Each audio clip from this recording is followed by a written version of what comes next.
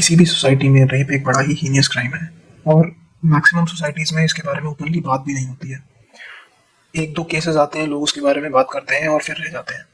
India में जब निर्भया का केस हुआ था तब भी ऐसा कुछ हुआ था, लोगों ने बात की कुछ साल, स्ट्रिक्ट लॉज बने, सब कुछ हुआ, बट ठीक है, रेप को आप लॉ लाकर नहीं रोक सकते। इसके बारे में बस बात करते रहिए, रिपोर्ट करते रहिए, ये नहीं रुकेंगे। ये सोसाइटी का पार्ट बन चुके हैं क्योंकि क्राइम सोसाइटी का पार्ट है। क्राइम को करने से आप लोगों को नहीं रोक सकते। आप कितना उन्हें एजुकेट कीजिए, पढ़ाइए, लेकिन ऐसा नहीं होता है। क्राइम्स होंगे, सोसाइटी का पार्ट है, बट सोसाइटी में चेंज तब आता है जब कोई क्राइम होने के बाद उसे जल्दी से एड्रेस किया जाए, उसके केस को जल्दी से डिस्पोज ऑफ किया जाए और जो कल्प्रिट्स हैं उन्हें जल्दी से सजा दी जाए। वो मेजर चीज़ है जो सोसाइटी को डिफरेंशिएट करती है एक खराब सोसाइटी से और एक अच्छी सोसाइटी से। तो हमें केसेस को जल्दी उनका ट्रायल करके जल्दी से ख़त्म करने के बारे में बात करनी चाहिए। अभी रिसेंटली एक बड़ा ही हीनियस क्राइम मैंने अक्टूबर में देखा था और फिर बाद में मैंने उसे नज़रअंदाज किया। इंडिया का केस नहीं था, बाहर का था, बट दिसंबर में उस केस के ऊपर जजमेंट आ गई थी।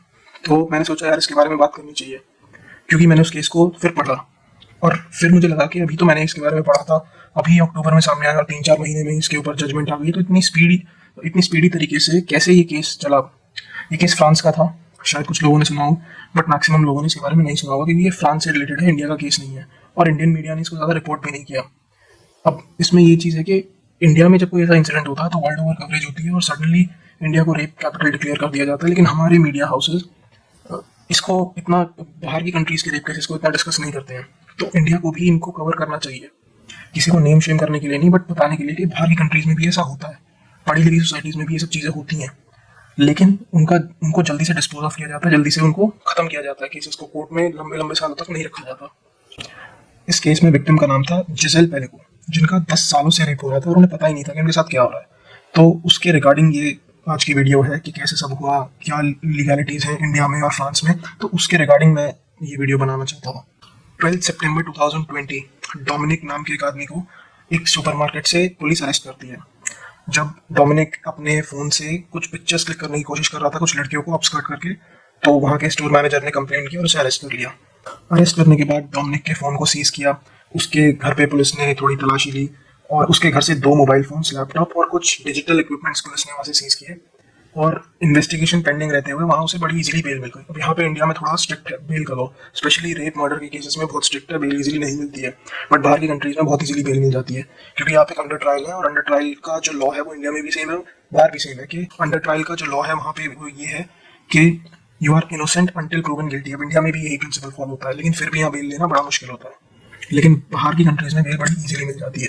डोमिनिक के सीज किए हुए इक्विपमेंट्स की जांच से पता चला कि वो एक coco.gg वेबसाइट पर होस्ट किया गया एक प्राइवेट चैट रूम का हिस्सा था, जिसका इंग्लिश में मतलब है विदाउट हर नॉलेज, जिसके मेंबर्स अपने पार्टनर्स की कंसेंट के बिना उन्हें स्लीपिंग ड्रग देकर उनके साथ सेक्सुअल एक्ट करने की बातें एक दूसरे के साथ शेयर किया करते थे। इन चैट्स में पुलिस ने देखा कि डोमिनिक अननोन मेल्स को अपनी वाइफ का रेप करने के लिए बुलाता था और साथ ही साथ रेप करते हुए उनकी वीडियोस भी रिकॉर्ड करता था। कुछ स्काइप ऐप के मैसेजेस भी उसके फ़ोन से और लैपटॉप से मिले थे, जिसमें डोमिनिक अपनी वाइफ को स्लीपिंग ड्रग्स देने और अननोन मेल्स को अपनी अनकॉन्शियस वाइफ का रेप करने के लिए इनवाइट करने का क्लेम कर रहा था। डोमिनिक के कंप्यूटर से रिलेटेड एक यूएसबी स्टिक में इन्वेस्टिगेटिंग एजेंसी को, पुलिस को, एब्यूज नाम के एक फोल्डर मिला जिसमें रेप की 20,000 से ज़्यादा इमेजेस और वीडियोस थी। इन वीडियोस और इमेजेस में जिसेल अनकॉन्शियस हालत में साफ साफ दिख रही थी। डोमिनिक ने इन वीडियोस को बहुत ही साफ शब्दों में लिखा हुआ था और एक वीडियो का नाम था एग्जाम्पल के लिए अब्यूज ऑब्लिक नाइट ऑफ 26 मई 2020 with mark sod of 5th time, यानी इतना स्पेसिफिक उसने वीडियोस को और फोल्डर्स को नहीं दिया हुआ था किस नाइट में कौन रेप कर रहा है, कितनी बार रेप कर रहा है, तो डेट, रेपिस्ट का नाम और रेप किस तरह से किया गया, ये सब डिटेल्स में लिखा हुआ था उसने उन वीडियोस में और फोल्डर्स में। और इससे अब इन्वेस्टिगेटिंग एजेंसी को बड़ी हेल्प हुई। जो वीडियोस इतनी डिटेल में थी तो इन्वेस्टिगेटिंग एजेंसी को आइडेंटिफाई करने में हेल्प मिली उन 72 रेपिस्ट को जिन्होंने जिसेल को 92 टाइम से ज़्यादा रेप किया था। इन्वेस्टिगेटिंग एजेंसी को इन रेपिस्ट की पहचान करने में, उनका पता लगाने में लगभग 2 साल लगे थे और सभी रेपिस्ट में से सिर्फ 50 को ही आइडेंटिफाई पुलिस कर पाई थी। इसके अलावा पुलिस को और भी काफ़ी डेटा मिला था, जैसे एक डिवाइस में उसकी 2 डॉटर इन लॉस की शावर लेते हुए इमेजेस पुलिस को मिली जो उनकी कंसेंट के बिना ली गई थी, कुछ ऑनलाइन शेयर भी की गई थी। उससे भी और शॉकिंग, पुलिस को डोमिनिक की बेटी कैरोलिना डेरियन की भी कुछ इमेजेस मिली जिसमें वो अनकॉन्शियस हालत में बेड पे लेटी हुई दिख रही थी। देन इसके बाद क्या होता है, पुलिस उसे रीअरेस्ट करती है, दोबारा से अरेस्ट करती है और उसके बाद वो एक कन्फेशन करता है। 2 नवंबर 2020 को डोमिनिक और जिजेल को पुलिस ने एक इन्वेस्टिगेशन में शामिल होने के लिए पुलिस स्टेशन बुलाया। पुलिस ने जिजेल से उनकी सेक्स लाइफ के बारे में थोड़ी पूछताछ की। जिजेल ने पुलिस को बताया कि वो कभी भी इसे वाइफ स्वैपिंग या थ्रीसम में इन्वॉल्व नहीं हुए हैं। इसके बाद पुलिस ने जिजेल को एक पिक्चर दिखाई, लेकिन जिजेल इस इमेज में सोए हुए मेल्स को और फीमेल्स को आइडेंटिफाई नहीं कर पा रही थी। देन पुलिस ने पूछा जिजेल से कि क्या इन इमेजेस में आप जो दिख रहा है फर्नीचर, बेड वगैरह, इसको आइडेंटिफाई कर सकती हैं, लेकिन जिजेल को कुछ भी आइडेंटिफाई नहीं हो रहा था इन सबसे। लेकिन जब दूसरी पिक्चर दिखाई गई तब जिजेल को समझ आया कि उसके साथ हो क्या रहा है। एक्चुअली 2011 से 2020 के बीच उसके साथ लगभग 200 बार रेप किया गया था।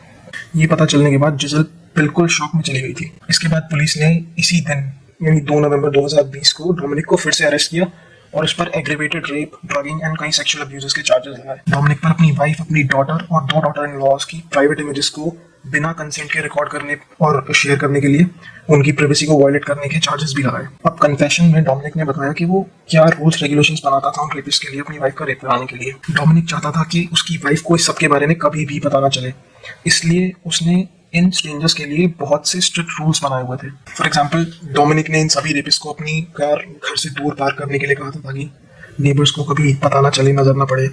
इन रेपिस्ट को परफ्यूम लगाने या सिगरेट पीने से मना किया हुआ था। रेपिस्ट को किचन में ही अपने कपड़े उतारने के लिए बोला था ताकि वापस जाते वक्त कुछ रह ना जाए पीछे से। एंड रेप करने से पहले इन रेपिस्ट को अपने हाथ या तो गर्म पानी में या रेडिएटर में गर्म करके आने के लिए बोला जाता था। देन इस कन्फेशन में डोमिनिक ने ये भी बताया कि उसने ये सब तब शुरू किया जब डॉक्टर्स ने उसकी वाइफ को टेमिस्टा नाम का एक एंटी एंजाइटी मेडिकेशन प्रिस्क्राइब किया, जिसे खाने के बाद जिजेल को काफी नींद आती थी। डोमिनिक ने इसका फायदा उठाते हुए अपनी वाइफ के खाने और ड्रिंक्स में टेमिस्टा नाम का ड्रग्स मिक्स करना स्टार्ट किया, जिससे जिजेल अनकॉन्शियस हो जाती थी। और जिजेल को अनकॉन्शियस होने के बाद डोमिनिक उसके साथ सभी टाइप के ये सेक्सुअल एक्ट्स करता था, उन सबको रिकॉर्ड करता था। डोमिनिक ये सारी बातें ऑनलाइन प्लेटफॉर्म पे स्ट्रेंजर्स के साथ शेयर किया करता था और कुछ इंसिडेंट्स में इन स्ट्रेंजर्स को इन्वाइट करता था कि वो भी आए और उसकी वाइफ के साथ ये सेक्सुअल एक्ट्स करें। अब इस पूरे इंसिडेंट के बीच कोई पैसों का इन्वॉल्वमेंट नहीं था। डोमिनिक ये सब पैसों के लिए नहीं बट अपनी सेक्सुअल फैंटेसीज के लिए कर रहा था। इस कन्फेशन के आने के बाद डोमिनिक की बेटी कैरोलिना डारियन ने 2022 में इस केस से रिलेटेड एक बुक भी पब्लिश की जिसका इंग्लिश टाइटल था and I stopped calling you dad. Then 2020 में ये वापस से अरेस्ट हुआ।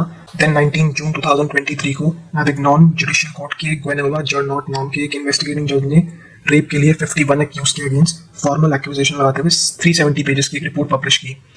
इन सभी एक्यूज की एज 25 से लेकर 72 के बीच थी और ये सब एक्यूज सभी टाइप के प्रोफेशंस में से थे, जैसे driver, fire fighter, journalist, soldier, construction worker, carpenter etcetera. इस केस के ट्रायल को 5 जजेस ने प्रिसाइड किया एंड जिजेल की रिक्वेस्ट पर इस केस की प्रोसीडिंग्स को पब्लिकली कवर किया गया। पॉइंट को यहाँ पे समझते हैं, किसी भी रेप के केस में विक्टिम के पास ये राइट है कि उसकी आइडेंटिटी को प्रोटेक्ट किया जाए एंड पब्लिकली उसका नाम ना लिया जाए, उसकी इमेजेस ना फैलाई जाए। स्पेशली इंडिया में इस चीज़ का बड़ा ध्यान रखा जाता है। इंडिया में भी इन केसेस को इन कैमरा प्रोसीड करने का प्रोविजन है।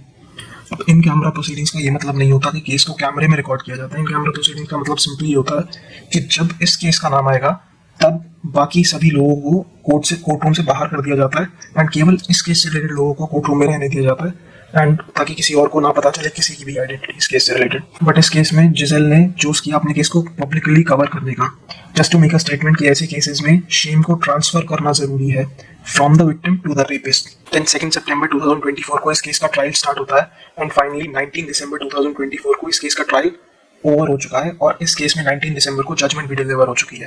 तो अब जजमेंट में क्या आया वो देख। फाइनली इस केस में डोमिनिक को गिल्टी पाया गया सभी चार्जेस के लिए और उसे 20 साल की सजा हुई।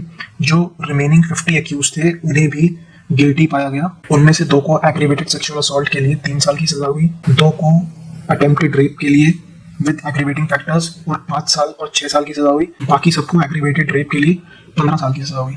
इस वीडियो में आप सामने जो एक लिस्ट देख रहे हैं वो सभी रेपिस्ट हैं जिन्हें इस केस में पनिशमेंट मिली है। लिस्ट में आप देख सकते हैं रेपिस्ट के नाम, एज, उनकी पनिशमेंट और उनका प्रोफेशन। अब फाइनली हमने केस के बारे में जान लिया, लेकिन अब डिफरेंसेस के बारे में देखते हैं कि इंडिया और फ्रांस में क्या डिफरेंसेस हैं। सिर्फ 3 महीने में पूरे केस के ट्रायल को खत्म कर दिया वहाँ के कोर्ट्स ने। ये कैसे किया? क्योंकि 20,000 से ज्यादा जो डिजिटल डेटा था उसको पुलिस ने उससे पहले 4 साल में सारा वेरीफाई करा लिया था। एफएसएल रिपोर्ट कवर हो चुकी थी, बन चुकी थी, सब कुछ हो चुका था।